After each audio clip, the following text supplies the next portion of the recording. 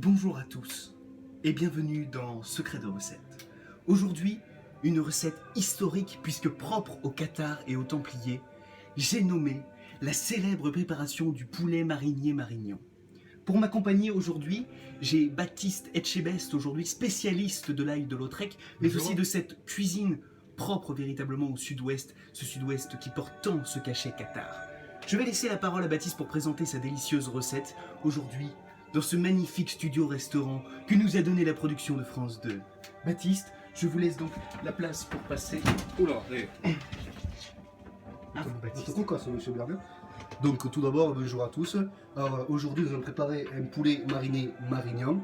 Donc d'où vient ce nom Marignan? Ben, en fait tout simplement de la bataille de Marignan. Mais ça je vais d'abord laisser un petit peu monsieur Demoine, monsieur Rémi Berne expliquer un peu mieux la recette. Il est historique de savoir que c'est François Ier lui-même qui, sur le champ de bataille, au moment de lancer véritablement cet assaut incroyable qu'est Marignan face aux Suisses, il a tout simplement hurlé « Poule !» Et c'est ainsi véritablement qu'est née la recette du poulet Marignan, dont le cuisinier de François Ier s'est inspiré pour les recettes, n'est-ce pas? Tout à fait, donc monsieur Gustin Philibert a inventé sa recette. Donc d'abord il a pris des produits, on va dire, assez simples. Donc on commence d'abord par 2 cuillères à soupe l'huile d'olive venant d'Olivier, le voisin en fait, hein, on va pas très loin.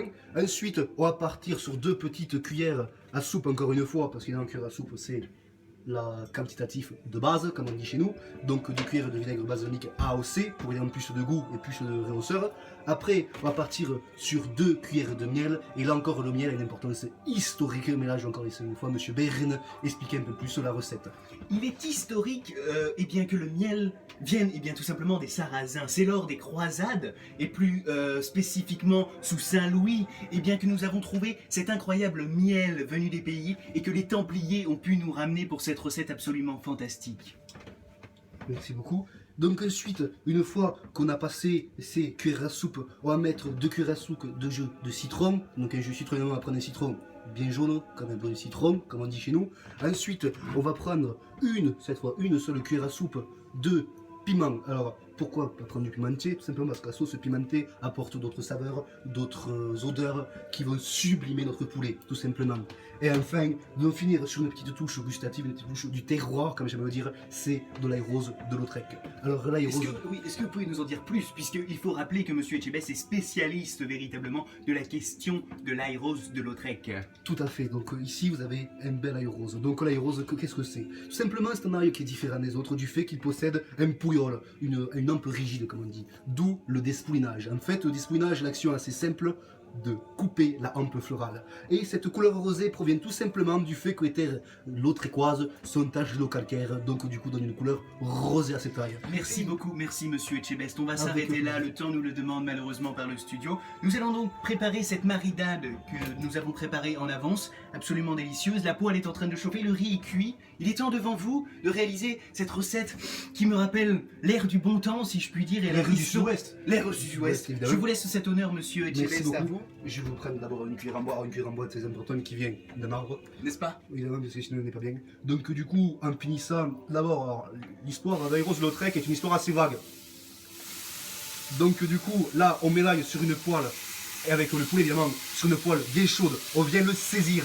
Alors pourquoi le saisir? Pour qu'il frémisse, pour que le poulet, regardez, il est encore vivant dans la poêle, on l'entend, écoutez, ça chante les cigales. Donc du coup, on vient mélanger, on vient faire des petits sautés, tout simplement.